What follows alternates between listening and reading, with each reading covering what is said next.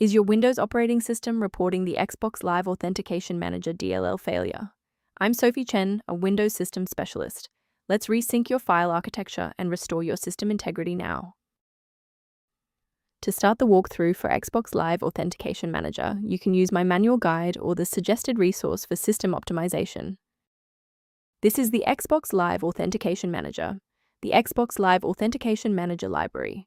It manages the localized user token handshake for the Xbox app and Windows games. If corrupted, users will encounter "something went wrong" error 0RS8048Alt21 when attempting to sign into the Xbox client or play Game Pass titles. With that context in mind, our first logical step is a clean reinstallation. This is a core Windows system file issue. Run the system file checker by opening Command Prompt as an administrator and entering sfc/scan now. Windows will scan your system and automatically repair missing or corrupted core files such as Xbox Live Authentication Manager DLL. Persistence of this error after a clean reinstall suggests that the issue may reside within the current user session's initialization. A quick reboot can determine if the error is transient. While it won't fix a deleted file, it can re-establish the connection between your software and the Xbox Live Authentication Manager file if the path was temporarily busy. Make sure to save your spot by bookmarking this video or hit the like button before you restart so you don't have to search for it again.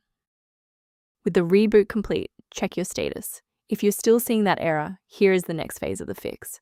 Remember, you can pause the video at any time. Rebooting didn't restore the monitoring tools, so let's run a command to reset the performance indicators. First, open Command Prompt as admin. Second, you're going to type locktr/r, then hit enter. Why are we doing this? Well, these files rarely suffer from physical corruption. Instead, their registration in the performance hive becomes desynced. This command purges those stale entries and rebuilds the registry links. To avoid future system conflicts, there is one specific security trap we should discuss.